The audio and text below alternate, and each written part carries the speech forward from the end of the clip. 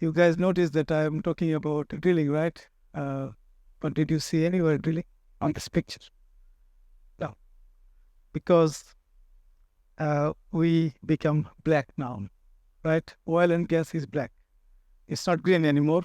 So the SINTEF, even though the oil and gas provide significant amount of money to the society, to the country, but they like to put us behind. We still works, we still exist, but we kicked out of the template. And this is the template we are not forced to, but we are advised to use this template when we present something outside. So I'm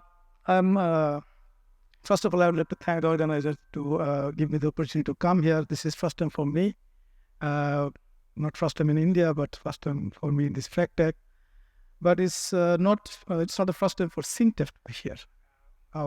My colleagues, they came, and the colleagues who came before to represent SINTEF in FracTech, the FracMeet, is mostly the theoretician guys. So they all discuss or work with theories like Arling Shear or Rune Hold, all those people. But I'm not. That was a little bit too much for me last 3 days. But anyway, I tried with my open mind and open thing, and I get something that I will take with me and try to implement the experiment. So my background is geology and geophysics, mostly geology, and I worked in oil industry. I worked as a petroleum geologist, and then I did my PhD in rock physics. So I got a little bit of physics over there. And when I started SINTEF, I started with this topic actually. So I got a bit of a physics and chemistry and then my geology was a little bit there. And I will talk about a little bit SINTEF first. If you don't know about SINTEF, it's a research organization. So here we are. We are not academia. We don't work. We don't really focus on academy. We don't really focus on atomic level of this kind of thing. But we also are not industry, even though my company name is SINTEF Industry. But it's a research organization, and I would say we sit somewhere here. So we take the work that you guys presented, and you will present more, hopefully, and we use those model and or theories and try to understand our experiments. Yeah. So what happened? Because the request for the experiment coming from the industry, they have some problem. And they come to us to do some research, and most of the time research doesn't last for a year or 2 or 3. Sometimes they come and they said, okay, we have this problem, how can we solve? And we suggest to do some experiment if needed, or some modeling work, and then that's how it works. And SINTEF is actually not very small company. We have 200 employees and 80 nationalities, so it's very versatile. And among them, 61% is a PhD, and rest are administration and the engineers. Okay, now back to the topic for today. So I work in a formation physics group where we always work underground. It's not not even shallow. We work like more than 500 meters, for example. In most of the cases, it's kilometer, 2 kilometer, 3 kilometer depth. So we think about rock. We think about because rock is always under stress, always. And when we take the rock from the subsurface from 2 kilometer depth, it expands. It capable of cracks and stuff like that. So we have an instrument to take this sample back to this stress, and also try to mimic the in situ condition in the lab and do the testing. And we also need to take care of the fluid and the pore pressure and saturation, because when normally we work with the core sample from the field, and when it comes, it can lose the saturation, it can lose some fluid. We have to take care of this. And finally, what we really work with this rock and its in-hold fluid is how it behaves under stress. That's our main objective. How it behave under stress. Is it? Does it elastic behavior is elastic, or is it plastic? And most of the cases, especially the topic that I'm going to talk today is drilling. This is the place where we really talk about failure. When we don't want to touch the failure mode, but we want to work with in the lab when it fails. So that's our spectrum of work. So, for example, this is just a image, and the fluid is sitting in the pore space, and how this combined behavior. So, this is the fluid is very important for us to understand how it behaves, because it's not only the frame that take the all load. Sometimes fluid also carries some load, and depending on the condition of the subsurface, how the fluid will contribute, that we will look. So the way we characterize or define the rock behavior is we normally want to see the stiffness modulus of the or strength of the rock. The problem with these attributes is that we measure in a very different ways. Okay, so for example, during when we do the reconnaissance survey, we use seismic. And when we drill, we use also sonic log. So seismic is a very low frequency, like 0 to 100. And when you use the logging in the oil, that is kilohertz in 1000 hertz. But if you do it in the lab, it is megahertz. So the same property, let's say Young's modulus, it's not same. We call it dispersion. We have we try to deal with it, how to a lot of work on it about the dispersion and the attenuation of these waves when it move, and that is one thing we call it a dynamic. Yeah, this is called dynamic properties, and we have a static. It's a simple, when you take the rock in the lab and you compact, and you know the stress, you see the compaction, if it is expand or different situation.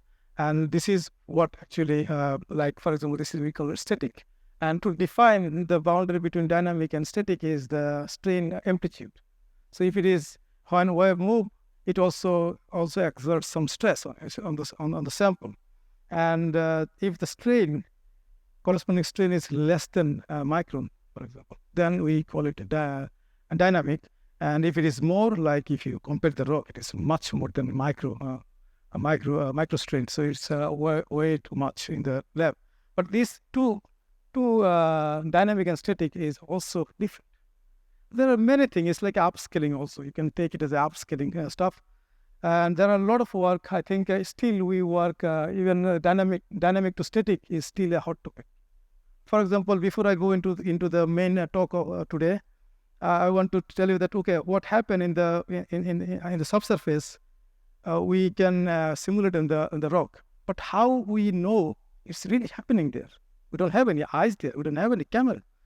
We have only option that we can send some signal there, right?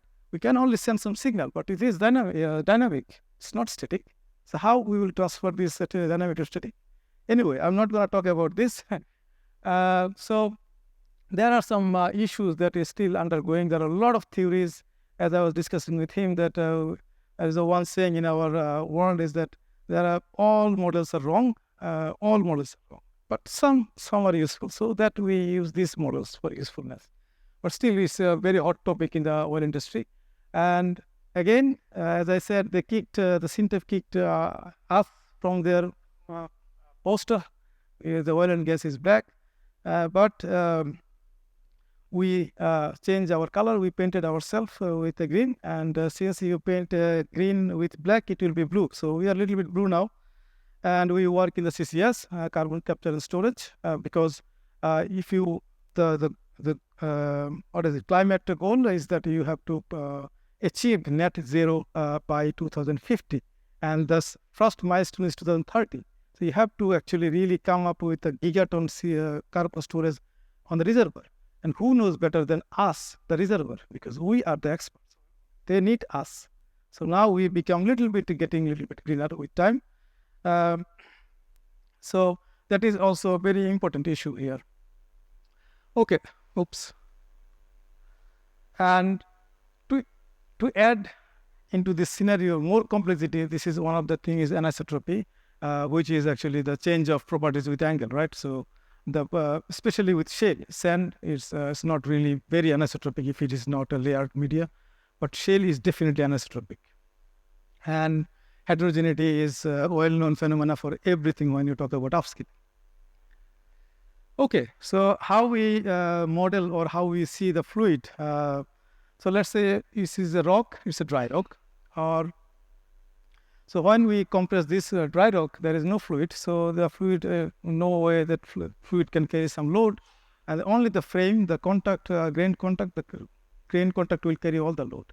So we call it the modulus or stiffness of the grain. This can be also saturated. This can be full of fluid, but if you press it and if you allow the fluid to move out, then no pore pressure development. That means it's also only the frame carrying the load. So we call it K frame, the modulus of frame. And if you saturate the sample and you press the sample in a way that you build up pore pressure, and this is the part where the fluid contribution comes in. As is famous Gassman equation, and we use it for especially with sample with enough permeability, or that works best. Have a very low permeability nanodarcy. So the test need to be like slow. So you allow it to move a little bit, and it takes time to pore pressure to move everywhere. But the frame, the shear modulus is same, because fluid should, at least the water kind of fluid or brine shouldn't have any shear. Okay, now I'm slowly creeping into my main topic. So imagine you have subsurface. Everything is nice. Your stress condition is as it is, and you make a hole. So all the stress. And if you don't take care of well, that how you should you need to think about it, how we can make this hole stable, so that the stress is not disturbing. If you don't, you end up like this.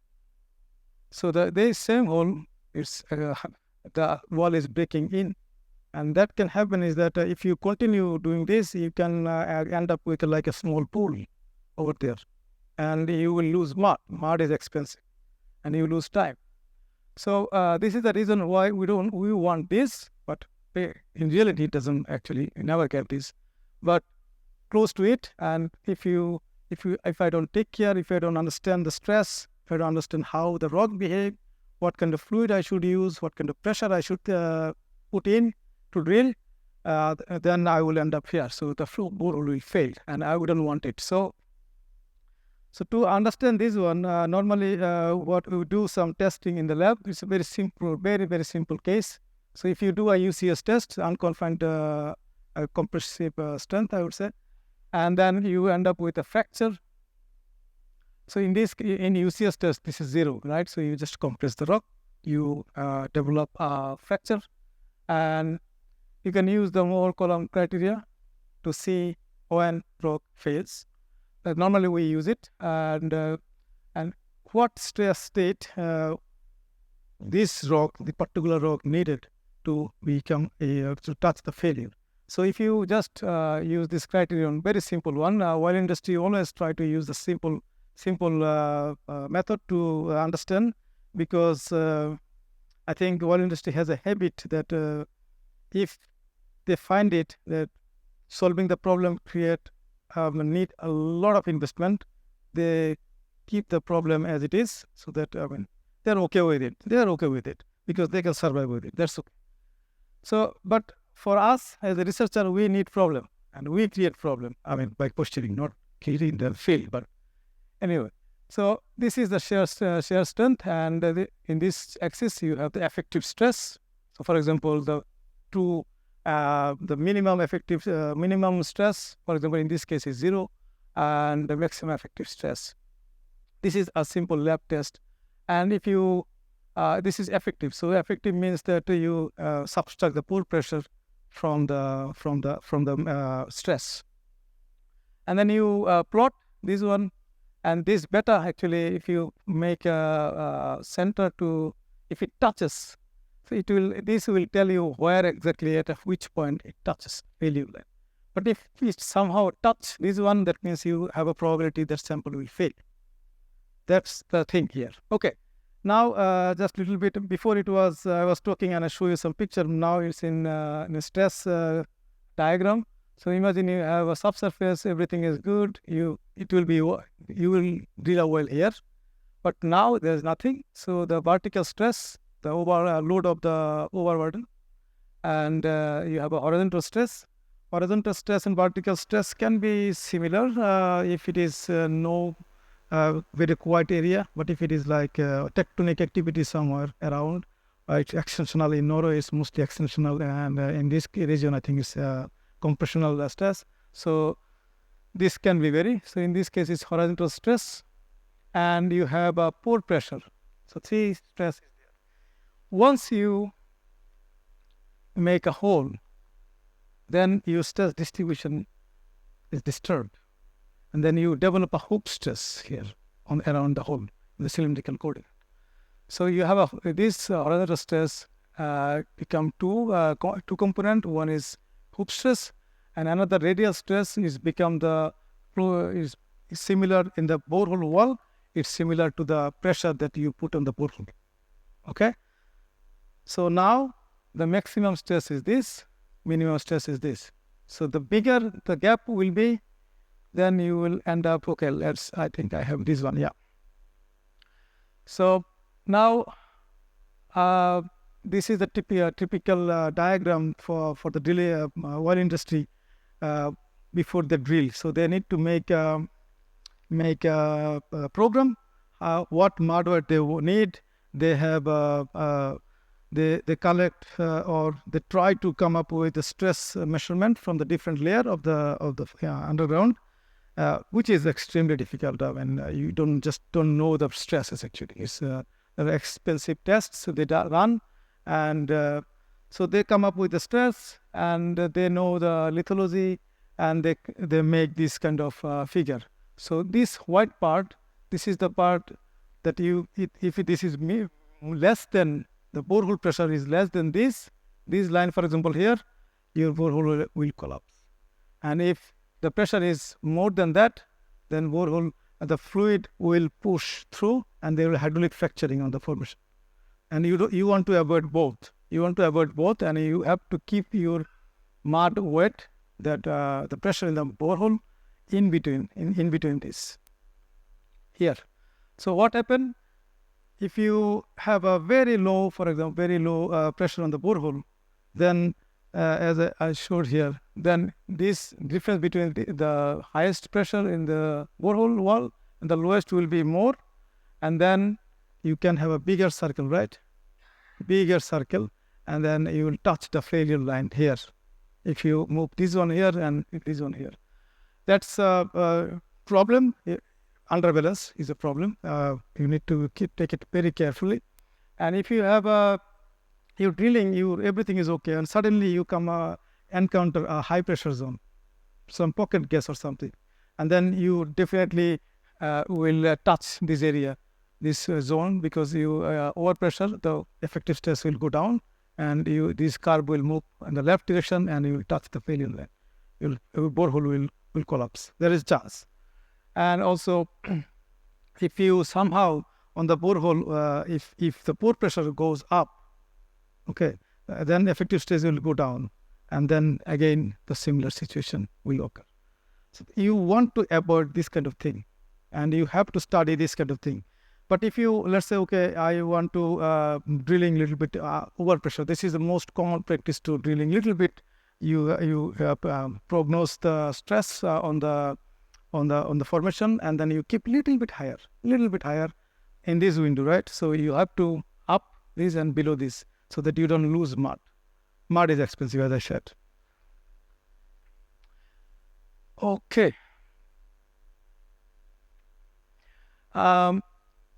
So the talk today, I mentioned this osmosis, and this is it's a kind of thing that when it doesn't happen immediately, I will talk detail about it. But before I go to the osmosis, there are other processes that happen with time. For example, consolidation. If you have a pressure difference in the borehole, and the pressure should move across the interface into the formation, and it's a slow process. And I'm talking about today particularly the formation which is very low permeable, and so that the pressure, if it is sand with high porosity and high permeability, you will have an instantaneous consolidation. That's okay. It's a reservoir section. But I'm not talking about the reservoir section. I'm talking about the overburden or underburden.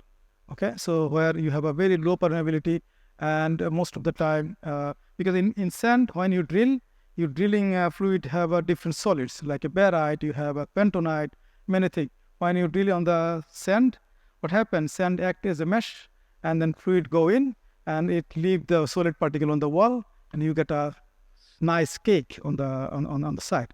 It's very nice, stable. It keeps stable. So it's okay to deal in sand. Sometimes if you have a unfavorable condition, it's or the breaking also happen in sand. But the most difficult thing to handle is shale. Most difficult thing. That's what we always worry. And if you want to drill a production drilling, so like you produce something, you change the stress state and the formation on the reservoir, and then you want to drill another hole, these become much narrower. So you are really in trouble. So you need to really think, you need to design the well so that you don't lose this expensive drilling. So consolidation is mainly, as I said, is in shale, and it takes time.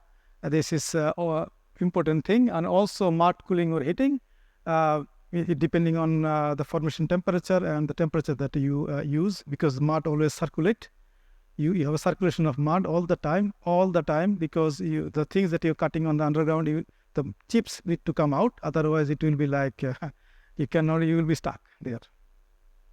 And creep is nowadays in Norway, or I think in North Sea. It's very I don't know. It's a debate or a blessing or bad. I don't know. But creeping is getting attention because in a well you have a casing, and you have some space, and then you have a formation. And in order to seal the borehole forever, you pray, or you have to understand that, okay, if this formation move itself toward the casing, especially shale, because it's a low permeability thing, not sand. And if it does, then you will have a natural barrier. So nothing will move from the reservoir to the top. That is the favorable condition, but sometimes it happens. But during drilling, it's open. It can creep. It can creep so much that your drilling sting and the pipe that you're using for drilling to just catch it, and then you're stuck. You try to take it out. If you don't understand, or if you don't really close monitor this one, you can lose whole oil. You have to cut it, and they call it fishing. They try to fish they cut it and then try to fish it, but it's most of the time it's difficult. They have to make a side track. It's expensive, so you need to really understand what's going on, really act fast, really understand the process. So this is the creep, and this is very important or troublesome in shale, especially if you have a kind of expandable clay minerals, like smegma. And the topic today is that chemical interaction. So I will talk about another time-dependent, time-delayed process is osmosis. And this is not bad, actually. What I wanted to say is that it's not a source, it's a mechanism. But it doesn't mean that it's bad. But if you don't know what's happening, if you don't know what kind of fluid to choose, then it can be a disaster. But most of the time, the one company knows, and I will tell you how they use it. There is a rule. And it's particularly happen when you have a water-based mud. So next slide. Yes. Before, I think before we are become very aware about the environmental issues, we used to deal with water-based, oil-based mud. This is not only that we have oil and we just drill it, because oil-based mud is keep the wall stable. Why? The capillary pressure, because the well cannot have a high capillary pressure to enter into the shale. right? So most of the time it's more than 10 megapascal. It can be more. And to increase the capillary pressure, they also use some gel. It's like a chemical agent that make a net on the borehole wall, and oil cannot penetrate. But in the same time, this oil-based mud also have some a little bit of water in it, emulgated, or what is it?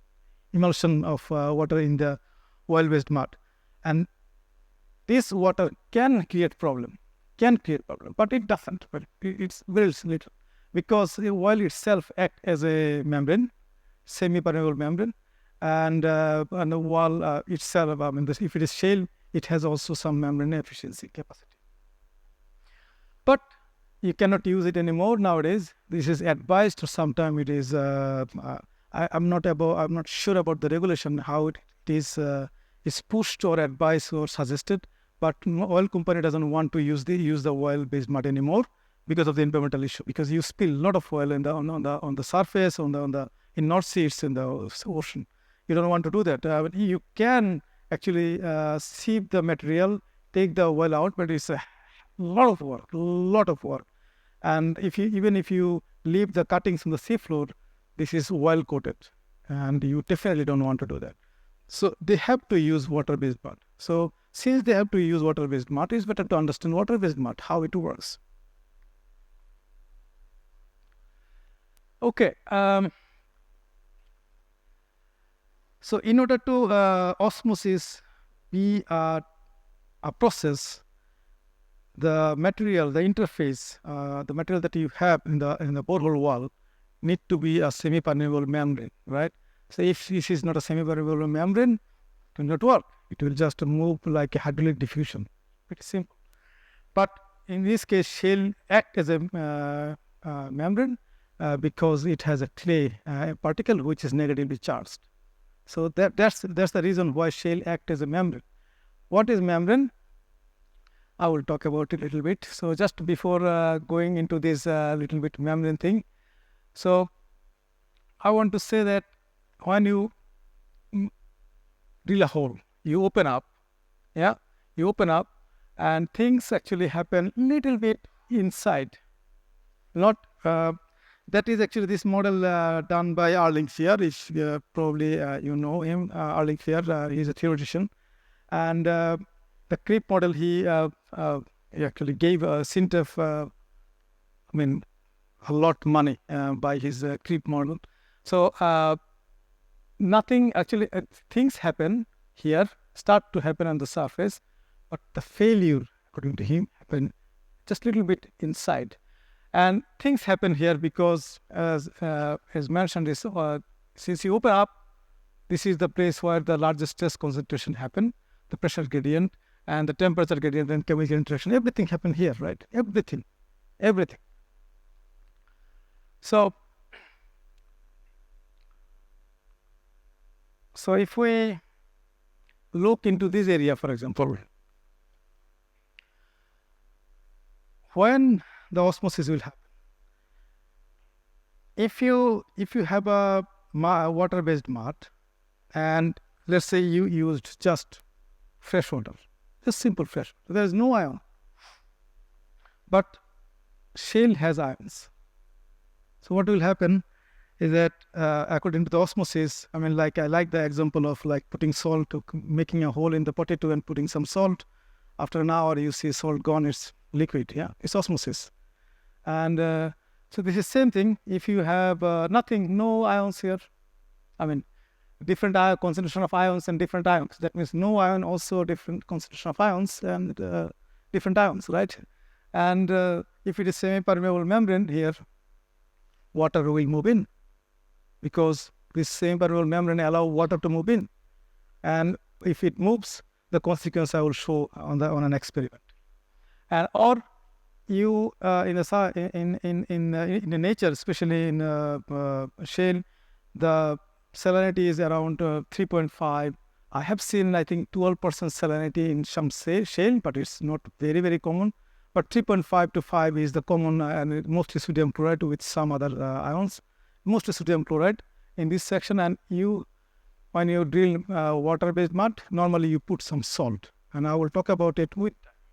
Okay, And if you have this situation that you have a different concentration of ion or different ions, and then you will establish a pressure gradient here.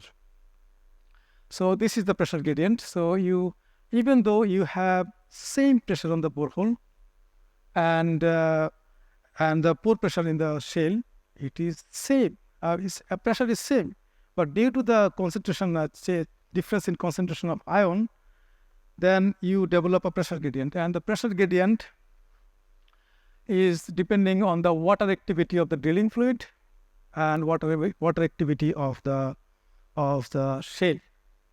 So water activity, as I mentioned here, partial vapor pressure of water with salt compared to the pure water. So if you have this difference, despite your pressure is same in both sides, you will have a pressure gradient. You will create a pressure gradient. And this disturbance, you see here, it will propagate with time slowly, and that will be actually dictated by the pore pressure diffusion constant. Okay, so this is pure fluid. The water is only moving in. I'm not talking about anything, just water moving in from the drilling fluid to the shale. In the same time, since we from many experiments, we know that shale is not a perfect membrane. If it would be perfect, that would be like membrane efficiency. There is a parameter, it is in the next slide. Membrane efficiency should be 1. That means it's only allow water, nothing else. But shale is not. It's a leaky semi-permeable membrane. So ion, not only water is moving first, but also a little bit of ion will start to move in. Okay, and what will happen?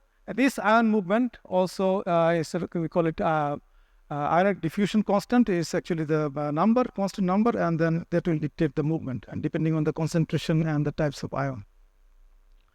Okay, so if that happen, the gradient that you created just exposing two different ionic concentrated fluid, it will diminish, right? So with time, the pressure gradient will go away. But this process is time consuming, time dependent. So to incorporate this membrane efficiency, we can incorporate this membrane efficiency here, and this is the standard equation for osmosis. So it's begin with the pressure gradient, and so we can measure in at the talk here today, where I will show some experiment. The main idea was to actually calculate this one. And okay, so the parameter, I will show you experiment. So before going into the experiment, I wanted to measure how good the membrane efficiency of this shale that I'm measuring it is, and the hydraulic diffusivity and the ionic diffusivity, and also chemical strain. So before I go into the test, I would like to talk about a little bit about chemical strain. So now you understand why the pressure move, why the fluid moving, so ions going in.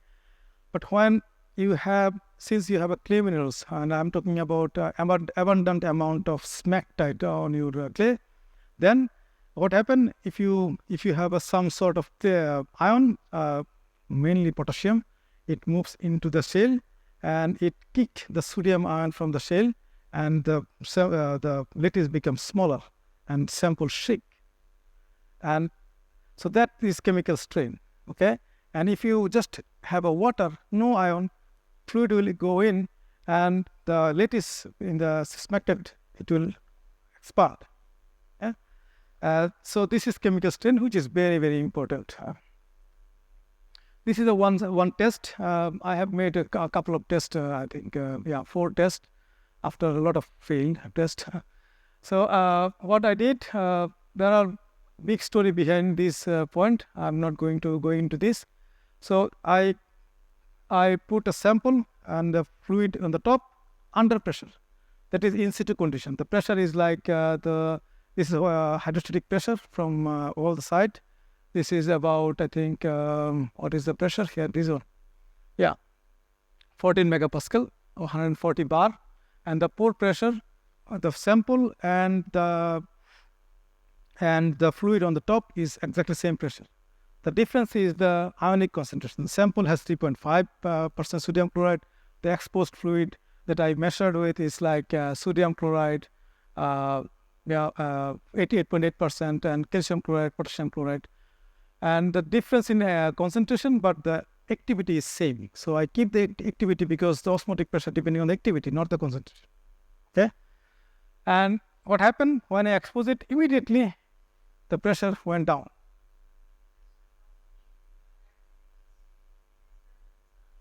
No, it's not an assumption. Activity, actually, we have equation, empirical equation. Yeah, it's not purely assumption. You can actually measure it. Yeah, but like for example, if you have a 3.5, I mean, you can measure it at the relative humidity, right? On the desiccator, and you can put different salt, and there are paper by it. And we just, as I said, I'm the intermediate user of the models. I used models. Can I? Yeah, changing the salt. Yeah.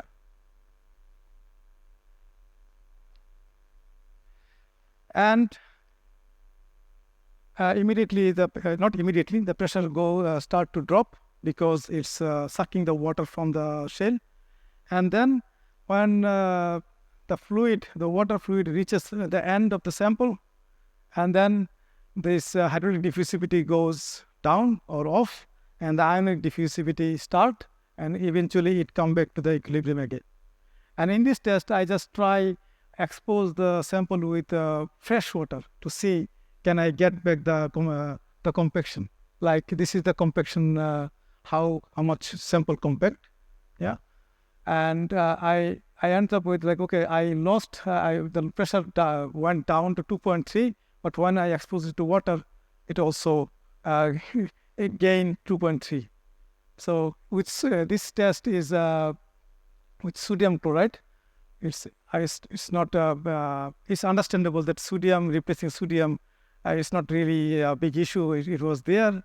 The pressure went down, but when I exposed the water, it came back. But that is not the case with the KCl, because the KCl ion is smaller. When it go in to the lattice, it shrink. It doesn't really want to come back to the expansion again. Okay, so what happened here? This is borehole. And this figure is made by Arling, and he asked me to if I want to use it, so I used it. It's easy to visualize. So this is your borehole, and you have a concentration of ion is 20% here, and the shale is 3.5 or 4, and this is pore pressure. In beginning, you have just a drop here because the oil pressure. In this case, oil pressure is a little bit below. What happened when you expose it with time? This is the time axis here. Pressure goes down, and this down pressure, this saddle here, it's move in this direction. Okay, and then finally it equilibrate. So that slice is time slice, and this is after the test. But you see, that slice was like I made a slice here, here, here, here, here. In this test, he made the slice. He measured the pressure in a different place. I mean, like changing z or length parameter. But here is the real test. Sorry, where we have the sample, 10 millimeter sample, fluid exposed side, the same pressure, and pressure measured in the bottom. So you see, this is the part where you have developed the osmotic pressure. This part is not only, as I said, it's a leaky membrane. It not only hydraulic diffusion, it's also ionic diffusion, right? And the next slide, you have ionic diffusion. So from this picture, we can calculate the hydraulic diffusion and the ionic diffusion and the membrane efficiency. Okay, now I will briefly talk about this is the pressure part I talked about. Now the shrinkage or expansion part. Okay. So I expose the sample three different salt with same activity. So what happened is that, as I already told, that okay, when these two different concentration fluid come together, ionic exchange start to happen. Okay, and depending on the ion on the both side, the sample, the borehole wall, or that can shrink or expand. And so when you shrink the wall, and it gets a little bit bigger, right? When you shrink, what happened?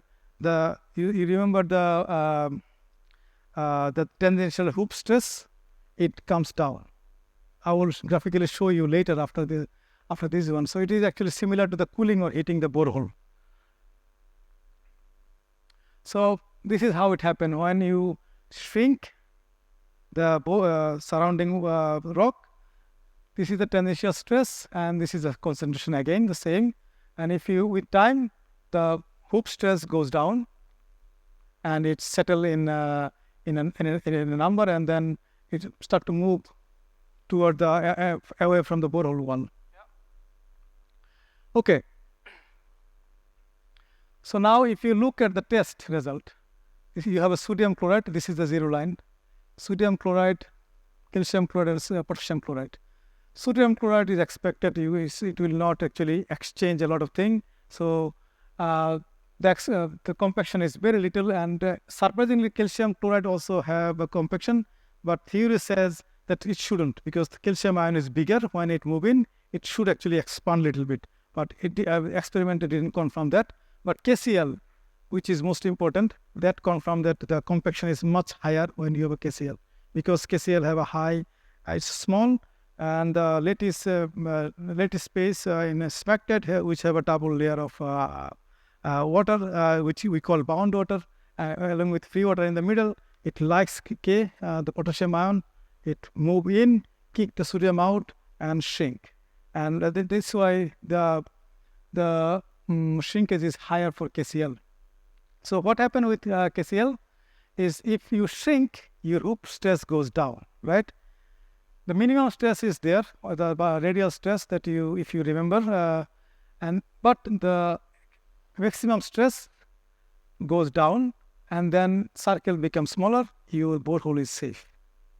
Okay, and in the same time, your pore pressure is actually going down, and when your pore pressure goes down, effective stress goes up, and you move the circle in this direction, and it's also getting away from the failure line. So using KCl shrinkage and dropping the pressure is very favorable. Okay, I'm close to that. So here is the conclusion that I come up with. So despite you don't have any pressure gradient between the interface in the borehole wall, if you have a concentration gradient, you will have a flow. So that's osmosis, and fluid flow can change the pore pressure in shale, and depending on which direction is changing, you either have a stable borehole or unstable borehole. And decrease in pore pressure due to the osmosis with a high concentration of saline on the borehole, it actually helps to stable the borehole wall. And shrinkage also help if you use KCl, and the reason why it helps, because it's decrease the hoop stress. So now in a practical field, this is only laboratory based experience. As you said, we don't know what happened underground. We really don't know. So how to measure this one? That's the challenge, still challenge. Oil company use whatever we say, or whatever they come up with, they use, and if it works, it works. If it doesn't work, then go to the next solution. Okay, how you will measure this one? In borehole, you can measure like you send a log tool. Again, it's dynamic static problem, but let's say you send a log tool, but you cannot do that because you are actively drilling now, and taking out and setting the thing is out of question. It's a lot of time. So still, I think they're struggling to really monitor, to really validate the thing. But it works. And what they do, they used 12% KCl. And I think, I don't know the number, but I think most of them are almost even close to 100% drilling. If they use 12% KCl when they drill with water-based mud. And of course, they also add some additives to help it. But there is no proof there is no proof that it works. But it's all except the laboratory experiment. But it works. But that can be really backfire. They know it. It really can backfire because you may have some natural fracture on the wall. And what happens if you have a natural fracture and you squeeze part and then it will be loose? So, yeah. So they don't. It's not advised to use when you have a natural fracture in the on this shale section. Yeah. I think I'm done. I thank you very much for a very interesting talk. It's all about application, and it's really very thrilling. Especially so for me, as I come from Kolkata, east of India, where under the river Ganges, we have a metro. This is just a comment, nothing to do with your talk. They have drilled there are twin cities of one side is Kolkata and the other side is Howrah. Two big cities, and they have the Ganges, which is very broad, quite broad there. And they have the metro, the railways have bored a drilled a channel, which is 15 feet below the river bed, 15 meters rather, sorry, or kilometers, meters. And it is and it's clay soil. This Ganges is absolutely clay soil. It was a big engineering channel, and it remains quite a marvel. And I mean, I do appreciate the trouble of drilling and keeping the mud not falling into the drill, and to then sort of hold it there, and ultimately to lay cables and build a rail station.